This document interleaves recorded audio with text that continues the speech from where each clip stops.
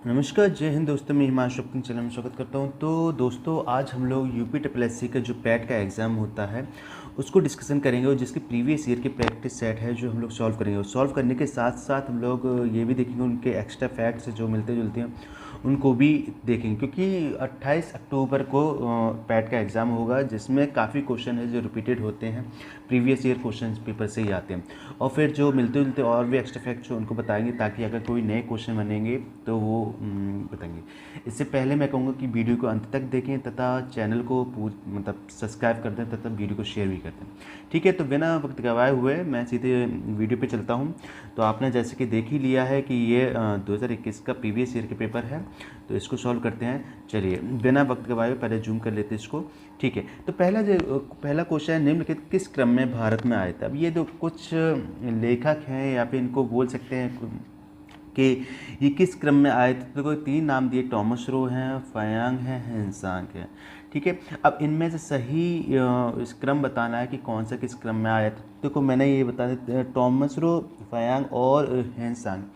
ये देखिए कि ये बाहरी यात्री हैं जो अपने देश में भ्रमण करने आए थे। कुछ तो ऐसे हैं कि केवल भ्रमण करने आए थे, कुछ लूटपाट करने आए थे, कुछ पढ़ने लिखने की भी शिक्षा विद्या ज्ञान प्राप्त करने आए थे।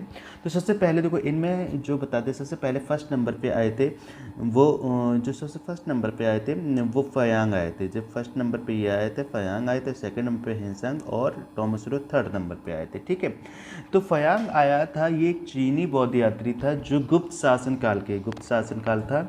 जो इसमें गुप्त शासन काल में जो चंद्रगुप्त द्वितीय है, जिसको हम लोग विक्रमादित्य के नाम से भी जानते हैं, उसके शासन काल में आता है। अच्छा, ये क्या था कि ये मतलब क्या बोलते हैं, ये एक पेशावर मार्ग स्थल से आया था और ये लगभग ये मानिए ये 399 ईस्वी पूर्व, इसको हटा देते हैं, 399 ईस्वी पूर्व में ईस्वी में आया था। ठीक है, पहले नंबर में तो ये है और तो आया था भ्रमण करने। अच्छा, दूसरे नंबर पे आता है हेनसांग आता है, और ये हेनसांग क्या है, ये भी एक क्या है, ये भी चीनी यात्री था। ये क्या करने आया था कि नालंदा जो विश्वविद्यालय है या फिर महाविद्यालय बिहार में पड़ता है, तो उसमें पढ़ने के लिए, बौद्ध ग्रंथों को पढ़ने के लिए, शिक्षा प्राप्त करने के लिए तथा बौद्ध ग्रंथों को अपने साथ ले जाने के लिए ये आया था। तो ये लगभग ऐसा मानिए कि ये 600 ईस्वी पूर्व में आया था, ईस्वी पूर्व नहीं सॉरी 600 ईस्वी में आया था। ठीक है, और ये हर्षवर्धन जो राजा था उनके शासनकाल में आया था। ठीक है, तो पहले नंबर पे आते हैं फयांग जो 399 ईस्वी में आए थे, और दूसरे पे हेनसांग आते जो 600 ईस्वी में आए थे। तीसरे है टॉमस रो। अच्छा, ये टॉमस रो कौन है, ये जहांगीर के शासनकाल में आए थे, और जहांगीर के शासन आपको पता है, तो ये लगभग हैं ये 1616 ईस्वी में आए थे। ठीक है, तो इस हिसाब से आपका सेकंड, थर्ड और फर्स्ट ऑप्शन होता है, तो ये आपका जो है सी ऑप्शन को सही हो जाता है। ठीक है, चलिए दूसरी क्वेश्चन की चलते हैं। तो दूसरे क्वेश्चन में पूछा गया आपको कि सिराजुद्दौला किस युद्ध में अंग्रेज़ों द्वारा पराजित हुआ। तो सिराजुद्दौला आपको पता है ये बंगाल का नवाब माना जाता है, बंगाल का एक गवर्नर, नवाब बोल सकते हैं इसको, राजा ही बोल सकते हैं नवाब का। तो बंगाल का तो वहाँ पर हुआ था। अच्छा, ये सबसे पहले तो मैं युद्ध के बारे में बता दूं कि सिराजुद्दौला क्या था, कि सिराजुद्दौला लगभग 1757 जो लड़ाई हुई थी, 1757 में लड़ाई हुई थी, ईस्वी में लड़ाई हुई थी, जो सिराजुद्दौला और ब्रिटिश कंपनी यानी कि जो अंग्रेज़ों के बीच में हुई थी। ठीक है, तो जिसको हम लोग प्लासी का युद्ध बोलते हैं। अच्छा, ये प्लासी का युद्ध क्या होता है कि बंगाल में एक जगह पड़ती है मुर्शिदाबाद। ठीक है, बंगाल में एक मुर्शिदाबाद ज़िला पड़ता है जिसमें एक नदी के पास एक नदी का तट है, उसके निकट जो प्लासी नामक जगह है, वहाँ पर इन दोनों की लड़ाई हुई थी। सिराजुद्दौला और अंग्रेज़ों के बीच में लड़ाई हुई थी जिसमें सिराजुद्दौला हार गए थे। और हारने का क्या था, रीज़न क्या थे कि इनके जो सेनापति थे वो जाके उनसे सिराजुद्दौला से दगाबाजी कर दी थी और जो अंग्रेज़ों के साथ मिल गए थे। तो ये सबसे बड़ा इनका हारने का कारण था, क्योंकि यही सबसे बड़ा, सिराजुद्दौला से कह दिया इनके सेनापति के जाइए, आप जाइए, हम संभाल लेंगे, और ये जब लौटने लगे तो रास्ते में इनकी मृत्यु करवा दी थी। ठीक है, चलिए, तो ये तो था सेकंड क्वेश्चन। अब अगले क्वेश्चन की तरफ आते हैं। तो थर्ड क्वेश्चन में बोलता है कि निम्नलिखित में से कौन सी हड़प नीति को कट्टर समर्थक था। अच्छा, ये कट्टर समर्थक मतलब हड़प नीति, सबसे पहले तो हम लोग समझते हैं हड़प नीति क्या होती है। हड़प नीति वो होती है कि जैसे कि किसी भी राज्य का कोई शासक है, शासक या राजा मान लो, और उसका कोई वंशज नहीं है, ठीक है, जैसे किसी बाप का कोई पुत्र नहीं है, लेकिन वो सगा पुत्र होना चाहिए। ऐसा नहीं कि उसके बाप भाई का बेटा हो, ये मुंह बोला, ऐसा कुछ नहीं, उसका खुद की संतान नहीं होती है, तो उसको राज्य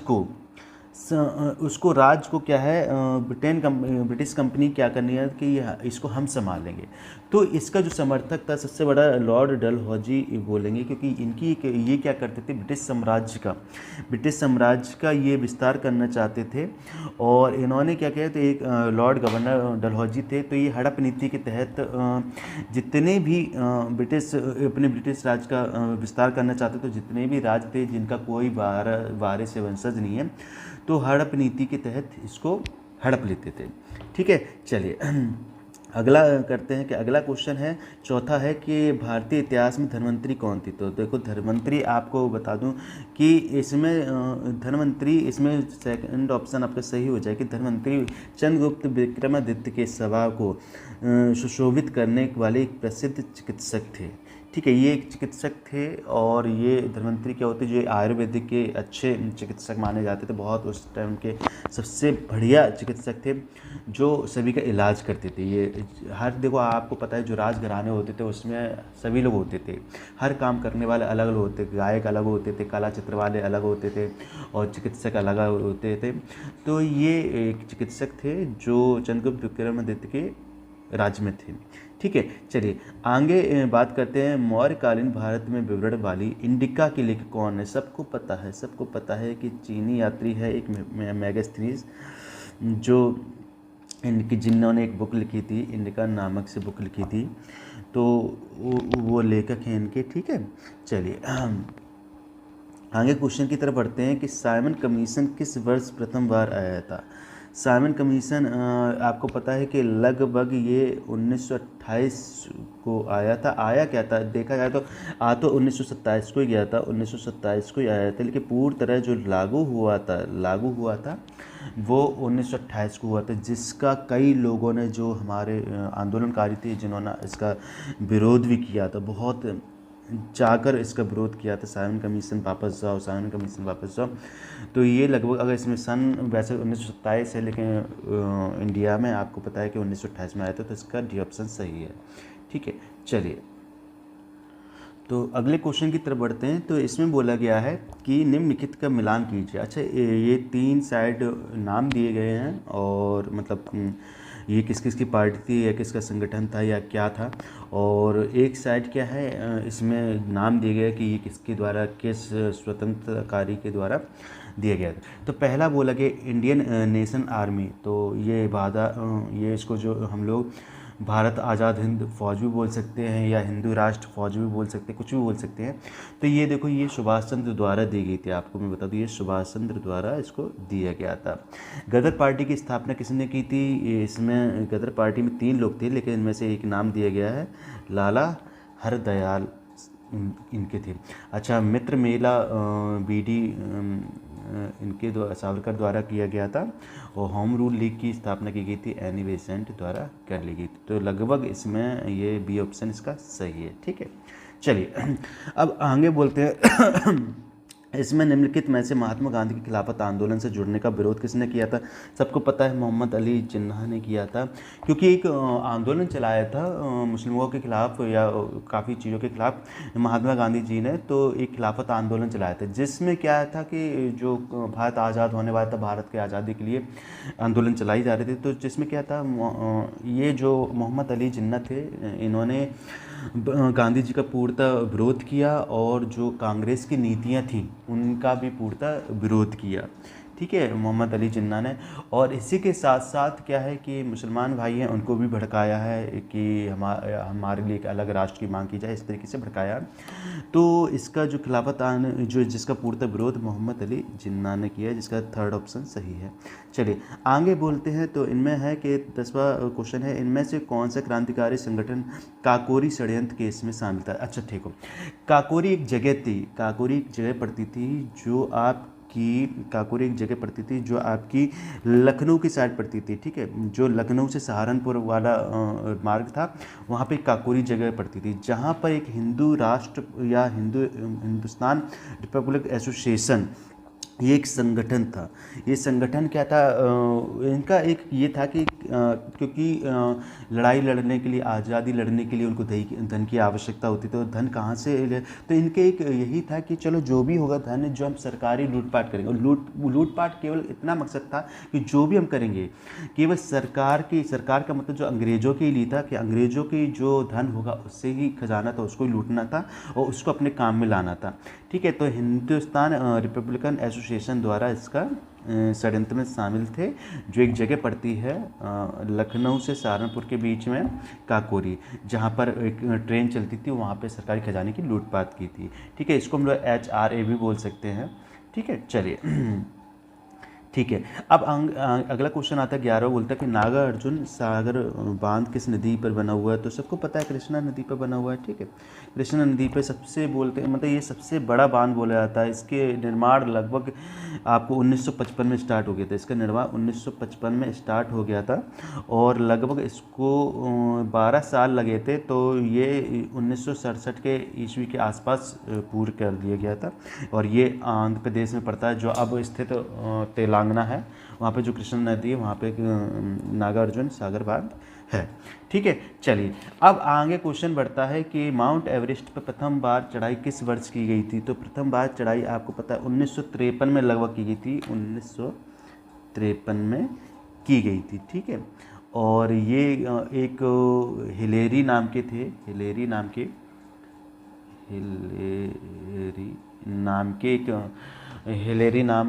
एक थे जो चढ़ने वाले थे, और एक भारतीय मूल की नेपाली भी थी, उन्होंने भी इसकी चढ़ाई की थी। तो लगभग इसको 1953 में पूर्ण कर लिया था, ठीक है। आप चलिए आगे क्वेश्चन की तरफ चलते हैं।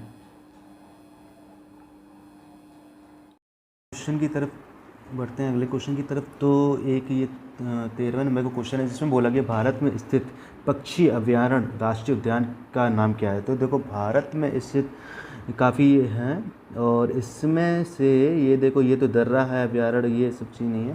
तो एक ये है केवला घाना राष्ट्रीय उद्यान है, और ये आपको पता है कि ये भरतपुर में है, यानी कि इसका थर्ड ऑप्शन सही है, भरतपुर में। और ये सबसे ज़्यादा फेमस है बर्ड्स के लिए, ठीक है, बर्ड्स के लिए फेमस है, क्योंकि जहाँ पे विभिन्न प्रकार की प्रजाति पाई जाती है। ये राजस्थान का एक छोटा सा जिला या बोल सकते हैं भरतपुर, जो आगरा से लगा हुआ है, आगरा के बाद ही है। तो ये इसमें एक पक्षी विहार है जिसमें बहुत विभिन्न प्रकार की जो विलुप्तप्राय पक्षी भी हैं, रंग बिरंगी अनेक प्रकार की जो पक्षी हैं वो सारे इसमें पाई जाती हैं, ठीक है। और यहाँ पे एक मंदिर भी फेमस है, लेकिन फ़िलहाल में तो ये पक्षी विहार के बारे में बात की गई। चलिए अगले क्वेश्चन की तरफ बोलते हैं। तो बोला गया है कि भिलाई इस्पात संयंत्र का लौह अयस्क का स्रोत है, लौह अयस्क का स्रोत है दिल्ली राजहरा में है ये, ठीक है। इसका फर्स्ट ऑप्शन सही है। चलिए आगे बात करते हैं। तो आगे ये दिया गया है कि दिए गए दर्रों में से उनके स्थान को कौन सा जोड़ा सही नहीं है। अच्छा, सही नहीं के बारे में बोला गया है, तो ठीक है, इनमें से देखना है। तो 4 इधर दिए गए जो जिसमें दर्राएँ दी गई हैं, उसके बाद यहाँ पे जगह दिए गए हैं, राज्य दिए गए हैं, उनमें देखते हैं। तो जोजिला और बुर्जिल दर्रा जम्मू कश्मीर, ये बिल्कुल सही है। और क्योंकि देखो जम्मू कश्मीर में आपको बोलते हैं जोर से कहो जेपी बाबू, जेपी बाबू, जोर से कहो जेपी बाबू, यानी कि जो जम्मू कश्मीर की जो दर्राएँ हैं जिनका नाम मैं बता देता हूँ। सबसे पहला है जोजिला, दूसरा है पीर पंजार,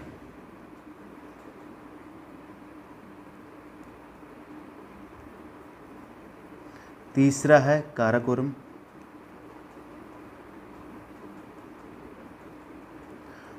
चौथा है बनिहाल दल्ला,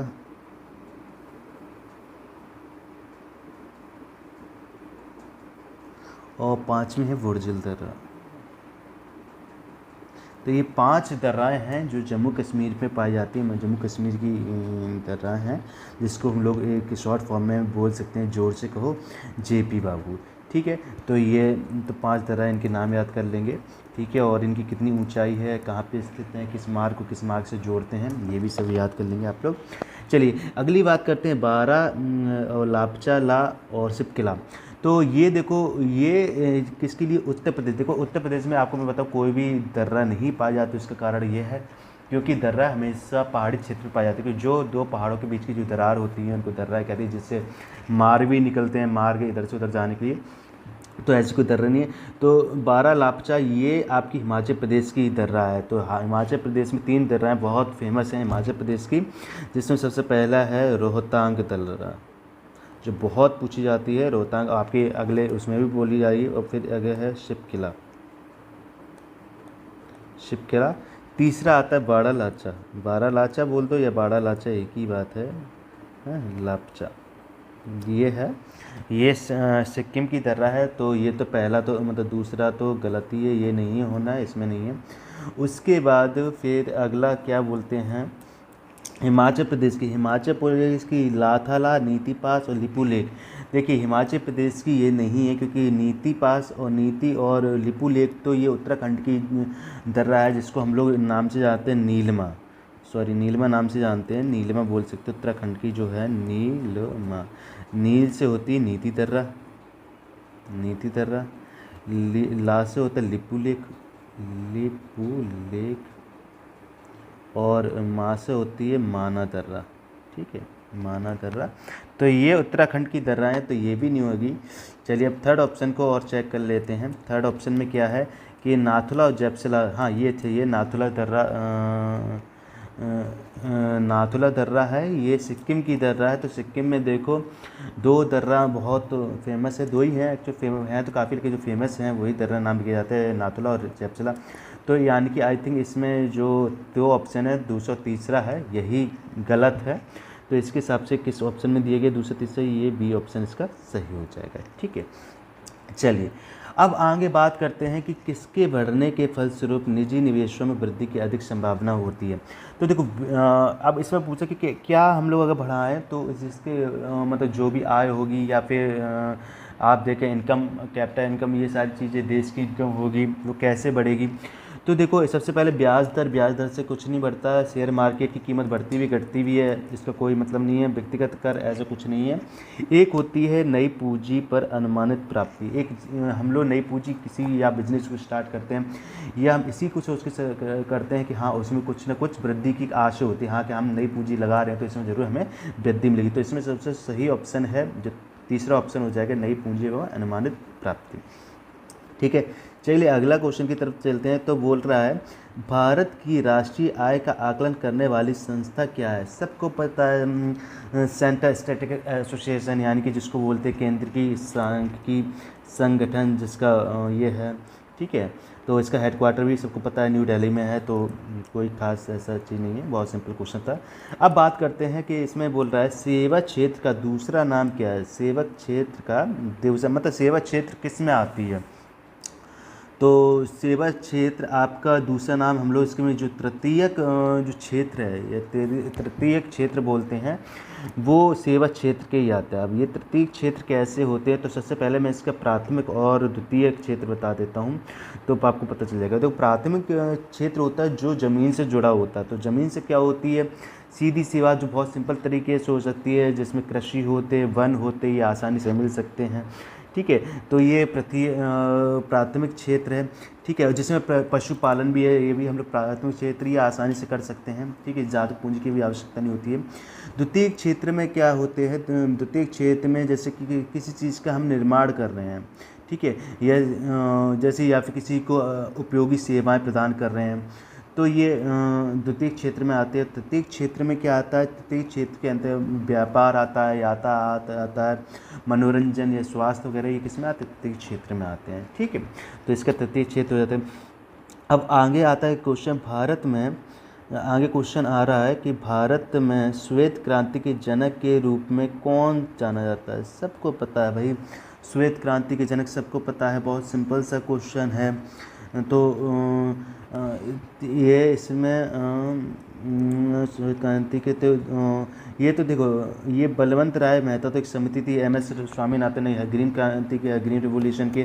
तो डॉक्टर वर्जील वो वर्गीज कुरियन, इनको बोलते हैं जो श्वेत क्रांति के जनक माने जाते हैं। ठीक है, श्वेत क्रांति क्या दुग्ध उत्पादन को बोला जाता है। ठीक है, तो चलो ठीक है, इसका बी ऑप्शन सही है। आगे बात करते हैं 20वें क्वेश्चन की तरफ कि भारत में आर्थिक सुधार 1991 के दौरान प्रधानमंत्री कौन थे।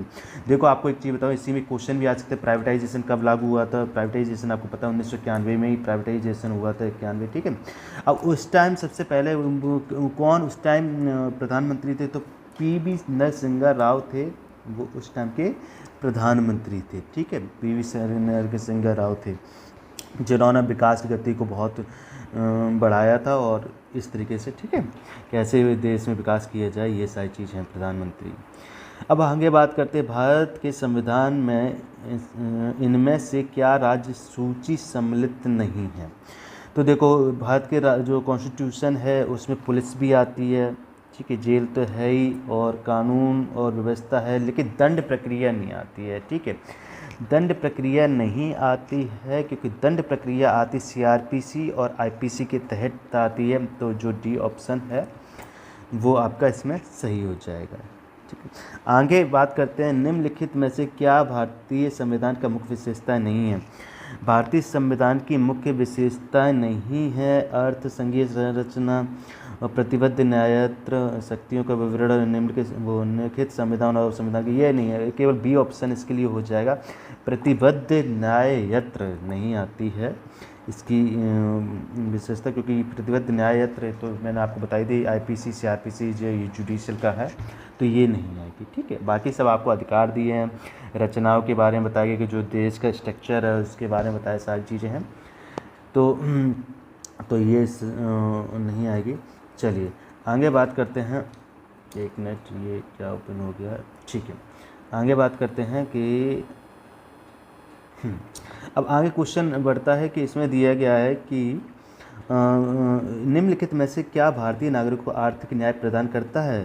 भारतीय नागरिक को जो आर्थिक न्याय प्रदान करता है, तो आर्थिक न्याय प्रदान करने के लिए आपको पता है राज्य की नीति निर्देशक तत्व हैं। देखो मौलिक अधिकार तो सबको पता है, सभी के लिए समान अधिकार हैं, मौलिक कर्तव्य सबके लिए, और इनमें से कोई ऑप्शन होता नहीं है। तो एक लास्ट थर्ड ऑप्शन है, राज्य की नीति निर्देशक तत्व हैं जो आपको आर्थिक न्याय प्रदान करता है। ठीक है, तो फंडामेंटल ये जो क्या बोलते हैं नीति निर्देशक तत्व होते हैं। ठीक है, चलिए ठीक है, आगे बात करते हैं भारतीय संविधान का कौन सा अनुच्छेद राज्य सरकारों को ग्राम पंचायतों के आयोजन के निर्देश देते। बहुत सिंपल क्वेश्चन है ये, तो क्वेश्चन बहुत जगह पूछा गया है, जिसमें आपका अनुच्छेद आर्टिकल 14 बताता है, 40 बताता है, जिसमें आपको जो राज्य सरकारों के ग्राम पंचायतों के बारे में बताया गया है। ठीक है, चलिए अब बोल रहा है कि त्रिस्तरीय पंचायत राज व्यवस्था विचार रखा था। त्रिस्तरीय पंचायत राज व्यवस्था आपको पता है बलवंत राय मेहता कमेटी थी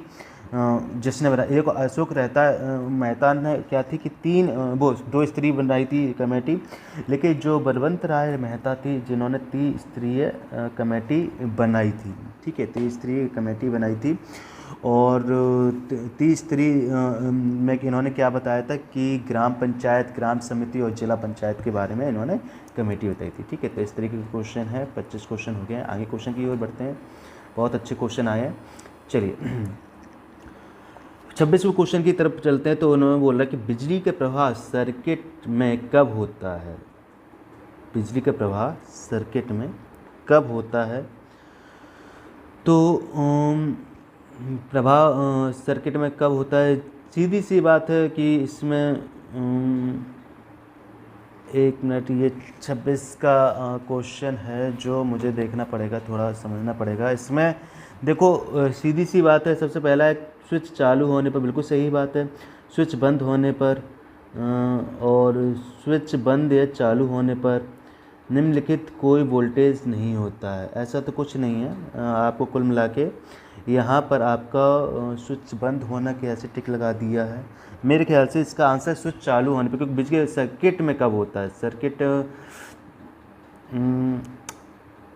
ये थोड़ा मैं क्वेश्चन आपको अगले क्वेश्चन में बताऊंगा। अभी थोड़ा ये एक साइंस का क्वेश्चन है, अभी थोड़ा मेरे दिमाग में नहीं आ रहा है। जहाँ तक इसमें चालू इसलिए हो सकता है क्योंकि जब तक स्विच चालू नहीं करेंगे तब तक, लेकिन यहाँ पे स्विच की बात की गई है तो स्विच में देखते हैं इसका आगे क्या है। ये किसी से पूछ के बताएंगे। चलिए आगे से बढ़ते हैं। प्रतिरोध की एसआई इकाई क्या होती है? प्रतिरोध की एसआई इकाई ओम होती है। ठीक है, चलो। नींबू का खट्टा स्वाद इनमें से किसकी उपस्थिति के कारण होता है? देखो, एक एस्कॉर्बिक एसिड, आम्लिक acid, tartaric acid, citric acid होते हैं।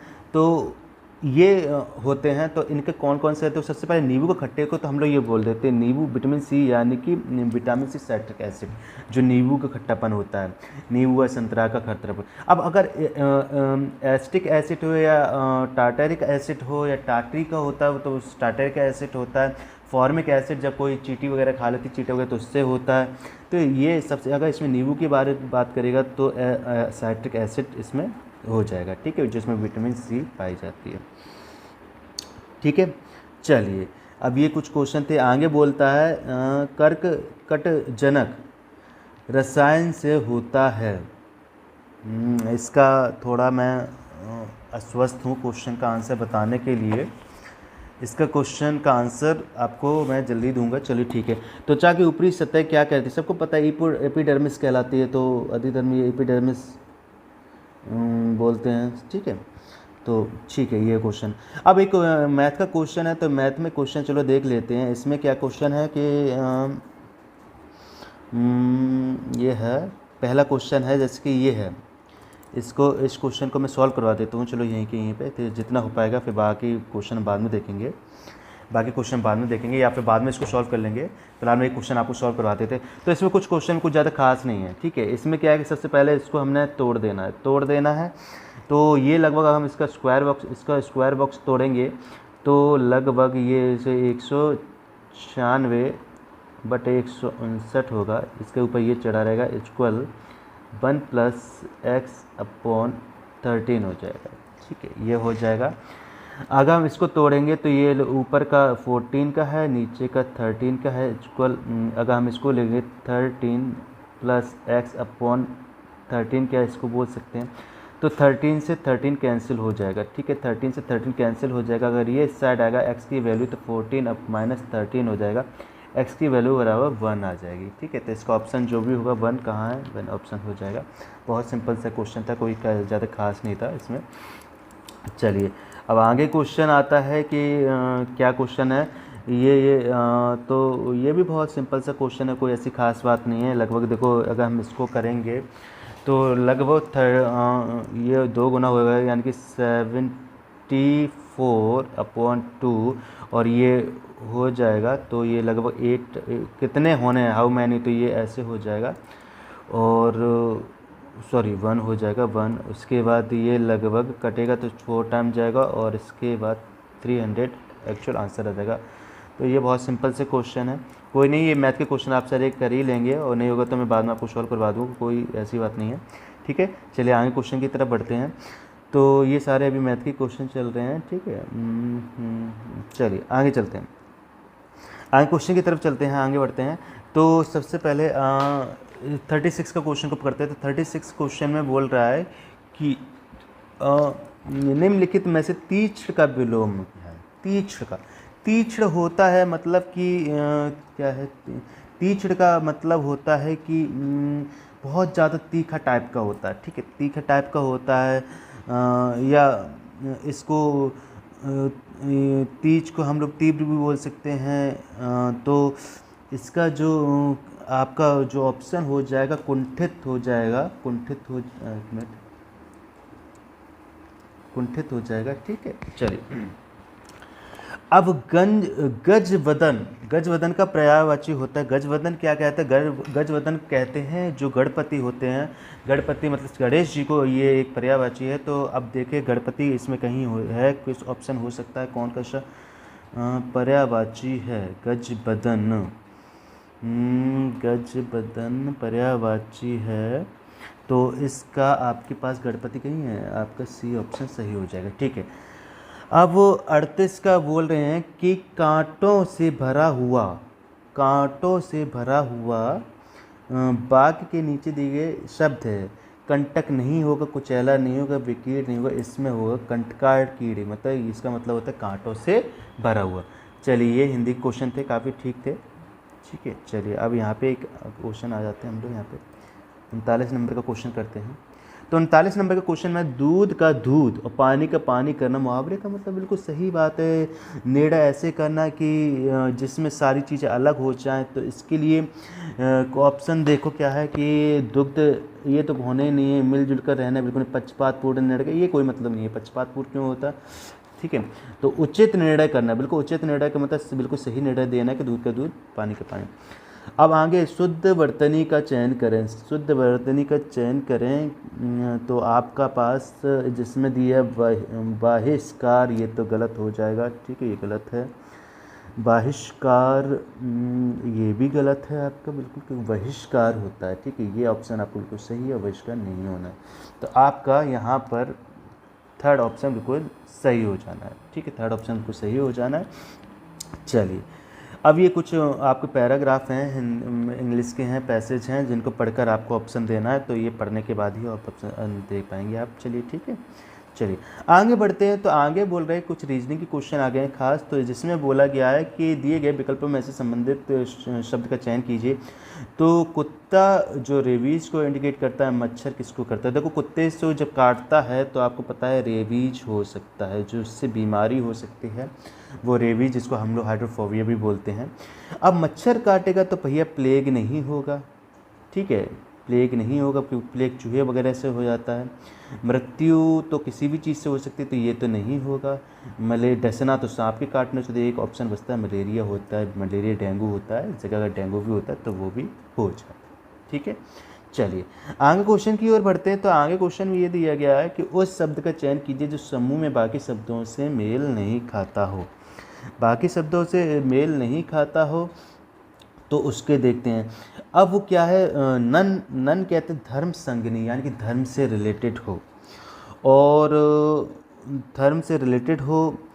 और उसके बाद मुनि, मुनि भी क्या है, ऋषि मुनि, ये भी धर्म से वो हो, तो ये भी नहीं होना है। मतलब इसको देख लेते, अभी ये होना नहीं है, मतलब ये दोनों एक जैसे, क्योंकि ये भी धर्म से है। आगे सूरवीर होता है, सूरवीर का मतलब होता है सूरवीर दो लोग कहते हैं। सूरवीर को हम लोग जो आंखों से अंधा होता है उसको भी बोल सकते हैं। सूरवीर का मतलब होता है जो किसी राजा का पुत्र होता है, उसको भी सूरवीर कह सकते हैं। बहुत सारे इसके नाम हैं, मतलब बहुत सारे अर्थ हैं। और पादरी फिर से एक धर्म से रिलेटेड आ गया, तो ये तो नहीं, एक ऑप्शन यही होता है जो आपका बी ऑप्शन आता है, यही होगा, ठीक है। चलिए अब आगे क्वेश्चन फिर से रीजनिंग का आ गया, कोडिंग डिकोडिंग का क्वेश्चन है, इसको हम लोग सॉल्व करते हैं, ठीक है। थोड़ा जूम कर लेते हैं, जूम कर लेते हैं, तो इस क्वेश्चन को हम लोग सॉल्व करते हैं, ठीक है। चलिए, जब इस क्वेश्चन को सॉल्व करते हैं तो अब इसमें क्या हो, तो हमने आपको बताया कि इसमें क्या चल रहा है उसको ज़रा देखते हैं। तो सबसे पहले सॉल्व करने का तरीका है, जो भी आपके पास दिए हैं वर्ड्स, ठीक है, जो भी आपके, मैं दूसरा पेन ले लेता हूँ तो अच्छे से दिखेगा। मैं यहाँ पे ये पेन ले लेता हूँ, ठीक है, अभी इससे दिख नहीं रहा था, मैं इससे ले लेता हूँ, ठीक है। इसको लिखते हैं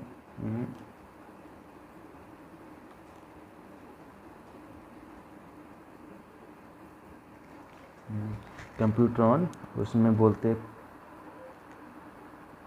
PMOCTUENOR। बहुत सिंपल क्वेश्चन है, ठीक है। इसको मैं ढंग से लिख लेता हूँ थोड़ा,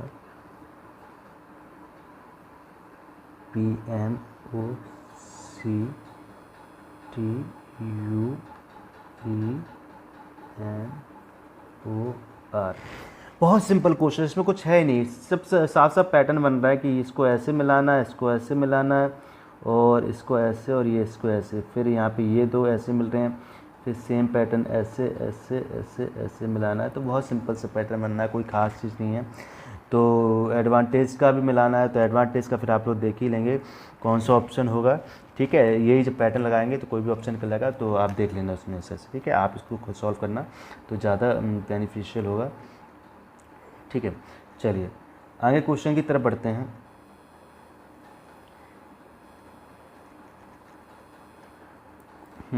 अब एक ब्लड रिलेशन का क्वेश्चन आता है, मैं थोड़ा जूम कर देता हूँ, एक मिनट। ब्लड रिलेशन का क्वेश्चन आता है जिसको मैं सॉल्व करवा देता हूँ आपको, बहुत सिंपल सा क्वेश्चन है। इसमें बोलता है एक आदमी ने एक महिला से कहा, ठीक है, तुम्हारी माँ के पति की बहन मेरी बुआ है। महिला उस आदमी से किस समझ, बहुत सिंपल से क्वेश्चन। यानी कुल मिला के इस कथन में आपको बता दूँ, इस स्टेटमेंट में दो लोग हैं, एक है आदमी जिसको हम लोग मेल बोल सकते हैं, मेल को हम लोग स्क्वायर बॉक्स के डिनोट करते हैं, और महिला से कह रहा है तो एक फीमेल डिनोट कर सकते हैं।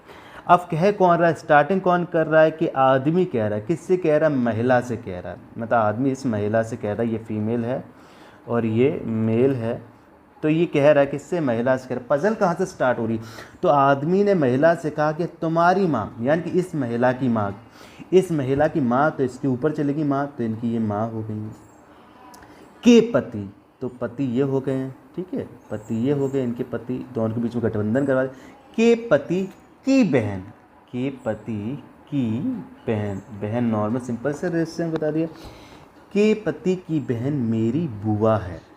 अब बुआ तो ये तभी होगी, ये बुआ तो तभी होगी जब इसके पति, मैं इसका बेटा हूँगा तभी तो बोलेगी ना, ठीक है। तो इसने बोला कि यह आदमी इस महिला से किस संबंध है, ये महिला, सॉरी ये महिला उस आदमी, यानी कि ये भी कोई कहीं कि इन दोनों के बीच में भाई बहन का रिश्ता होगा, ये इसकी बुआ है तो इसकी भी तो होगी, तो बोल रहे हैं ये महिला इस आदमी से क्या संबंध है, सीधी सी बात है, सिंपल सी बात है कि ये इसकी बहन कहलाएगी। ये कौन होगी, इसकी बहन होगी।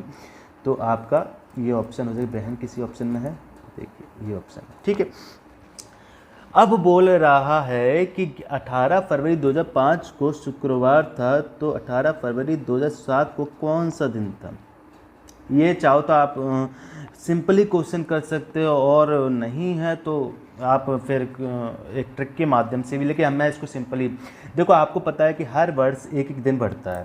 अब यहाँ पे बात हो गई 18 फरवरी 2005 की बात तो हो गई। अब ये देखो 18 फरवरी है ना, फरवरी में तो सबसे पहला में तो फरवरी चल ही रही है, ठीक है। ये बात कब की है, 2005 की बात है, और जाना हमें कब तक है, जाना हमें है 2007 तक बात चलना है। ये भी 18 फरवरी, यानी कि डेट तो सेम ही है, ठीक है। और फरवरी मुझे इसमें मिल रही है, इसमें नहीं मिल रही है, यानी कि इसके बीच 2006 भी पड़ेगा, ठीक है, 2006 भी पड़ेगा।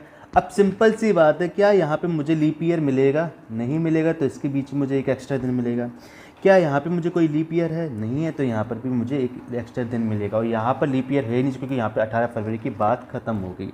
तो यहाँ पे कुल मिला के मुझे 2 दिन एक्स्ट्रा मिल रहे हैं। अब 2 दिन एक्स्ट्रा मिल रहे हैं, तो अगर ये बात उस दिन शुक्रवार था, तो 2 दिन एक्स्ट्रा मिलने के बाद यानी कि यहाँ पर रविवार हो जाएगा। शुक्रवार के बाद क्या आता है, शनि आता है, और शनि के बाद सीधे रवि आता है, तो 2 दिन एक्स्ट्रा यानी कि यहाँ पे रविवार हो जाएगा। और रविवार के लिए ऑप्शन कौन सा होगा, तो रविवार के लिए ऑप्शन हो जाएगा आपके पास, 1 मिनट के,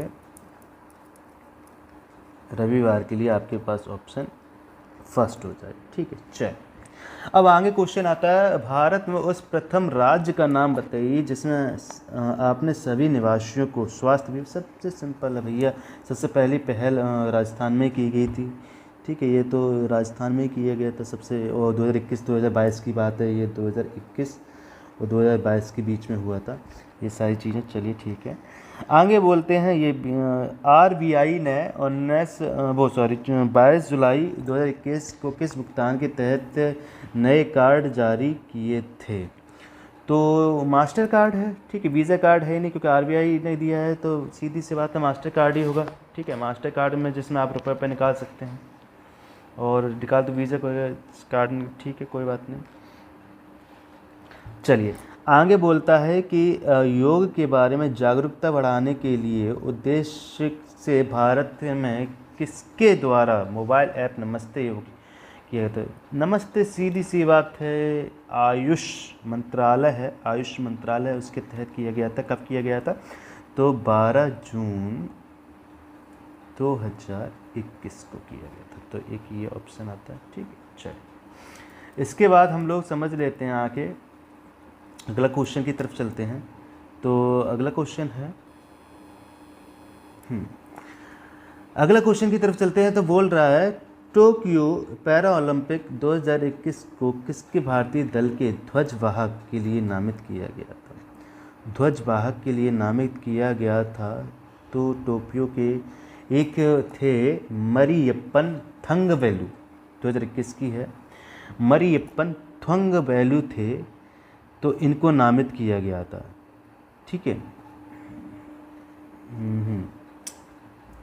चलिए आगे बोलते हैं कि 2021-2022 के, क्योंकि ये 2021-2022 के दूसरे क्वार्टर जुलाई सितंबर में सुकन्या समृद्धि खाते में ब्याज दर, सुकन्या समृद्धि ब्याज दर जो खाते में ब्याज दर थी कितनी थी तो लगभग यहाँ पर 7.5 बोल सकते हैं या 7.6, यहाँ पे एक ही ऑप्शन है 7.6 है दिया है, तो इसको भी मान लेते हैं। लगभग 7.5 से 7.8 यानी कि वही से 6 ही था, तो यही ऑप्शन हो जाएगा, ए ऑप्शन सही है। अब आगे बोल रहा है भारतीय सेना ने कश्मीर में अपनी एक फायरिंग रेंज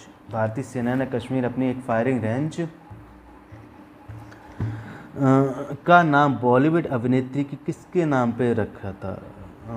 तो ये आपका ऑप्शन प्रियंका चोपड़ा था नहीं, ऐश्वर्या राय बच्चन था नहीं, दीपिका पादुकोण था नहीं, विद्या बालन ही है, सही है बिल्कुल, ये ऑप्शन सही है। ठीक है, चलिए आगे बोलता है कि वर्ष 2021 के लिए किस देश का पासपोर्ट विश्व में सबसे शक्तिशाली पासपोर्ट के श्रेणी के ऊपर सबसे ऊपर है कि जापान का है। ठीक है, कोई दिक्कत नहीं इसमें, तो सीधी सी बात है। तमिलनाडु विधानसभा 2021 के चुनाव में किस राजनीतिक दल ने जीता है? डीएमके, ये तो आपको पता ही है, डीएमके। ठीक है, और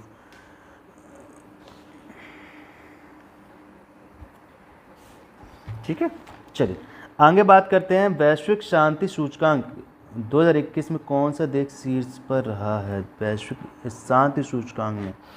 तो एक आइसलैंड होता है, आइसलैंड है जो हमेशा, मतलब एक टाइप से देखा हमेशा ही ये शांति सूचकांक पे रहता है। भैया आइसलैंड है जहाँ पे इतनी आइस ही जमी रही, तो किसकी हिम्मत पड़ेगी लड़ने झगड़ने की और खुरापात करने की, तो वो हमेशा शांतिपूर्वक तो रहना ही है। ठीक है, तो यही है।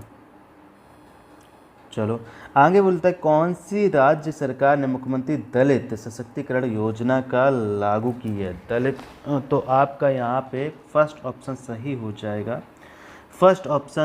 हो जाएगा, और बोलेंगे कि 2021 में अगस्त 2021 में ये योजना चालू की गई थी। ठीक है, योजना चालू की गई थी जिसमें आपको बता दूं कि दलित परिवार को 10 लाख, लगभग 10 लाख की आर्थिक सहायता प्रदान की गई थी। ठीक है, चलिए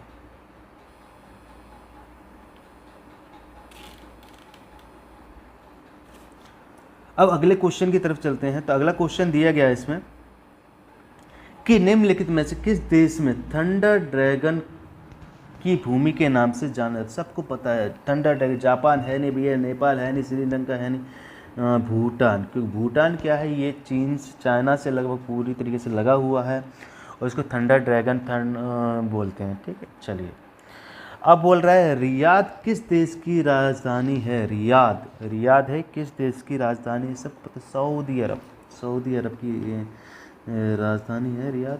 क्षेत्रफल की दृष्टि से भारत का निम्नलिखित में से सबसे छोटा राज्य कौन सा है? अरे गोवा है भैया, बहुत चुपचाप से कर्नाटक, मुंबई के, महाराष्ट्र के लगा हुआ है बीच में, तो बहुत छोटा सा। चलिए राज्यसभा के चुने हुए सदस्यों का कार्यकाल कितना वर्ष होता है? 6 वर्ष होता है। ठीक है, राज्यसभा का 6 वर्ष होता है, लोकसभा का 5 वर्ष होता है, और राज्यसभा के हर 2.5 वर्ष में, 2 वर्ष में रिटायर होते रहते हैं। ठीक है, चलिए विश्व में संयुक्त राष्ट्र दिवस कब मनाया जाता है? विश्व संयुक्त राष्ट्र दिवस 24 अक्टूबर को मनाया जाता है। अंतर्राष्ट्रीय न्यायालय कहाँ है? तो अंतर्राष्ट्रीय न्यायालय जो आपका है द हेग, ठीक है, द हेग में पाया जाता है, और इसके ये है जो अंतर्राष्ट्रीय न्यायालय है, इसको हम लोग, ये नीदरलैंड के एक नीदरलैंड है, नीदरलैंड में वैसे तो नीदरलैंड ही आता है, नीदरलैंड की एक जगह है या राज्य बोल सकते हैं, उसमें पाया जाता है द हेग, वहाँ पे अंतर्राष्ट्रीय न्यायालय है। ठीक है, अब क्या है कि विश्व प्रसिद्ध खजुराहो मूर्तिकार कहाँ है? खजुराहो मूर्तिकार मध्य प्रदेश में है। ठीक है, मध्य प्रदेश में है। खजुराहो मंदिर आपको पता ही है, खजुराहो, तो इसका ऑप्शन हो जाएगा। प्रसिद्ध नवकालेबारा उत्सव इसमें से किस राज्य में मनाया जाता है? तो केरल में है नहीं, बिहार में नहीं है, राजस्थान में नहीं है, उड़ीसा में मनाया जाता है। निम्नलिखित में से हरित क्रांति गैस नहीं है। ग्रीन हाउस गैस है जिसमें आपको मीथेन भी आता है, कार्बन डाइऑक्साइड तो आते ही, क्लोरोफ्लोरोकार्बन CFC तो आती है, नाइट्रोजन नहीं आती क्योंकि ये सबसे बड़ी प्राकृतिक गैस है। और प्राकृतिक गैस होने के बाद ये क्या अपने जो गैसियस का कॉम्बिनेशन है जिसमें सबसे अधिक मात्रा में यही पाई जाती है, लगभग 78% पाई जाती है नाइट्रोजन। तो नाइट्रोजन है जो नहीं है, तो इसका ऑप्शन यही हो जाएगा। ठीक है, अर्जुन पुरस्कार किस लिए दिया जाता है? खेल के क्षेत्र में दिया जाता है अर्जुन, क्योंकि उन्होंने अर्जुन इसलिए दिया जाता है क्योंकि एक टारगेट जिसको बोलते हैं, तो खेल का एक टारगेट होता है स्पेशली, उसी के लिए दिया जाता है खेल के क्षेत्र में। ठीक है, चलिए आगे क्वेश्चन की तरफ चलते हैं।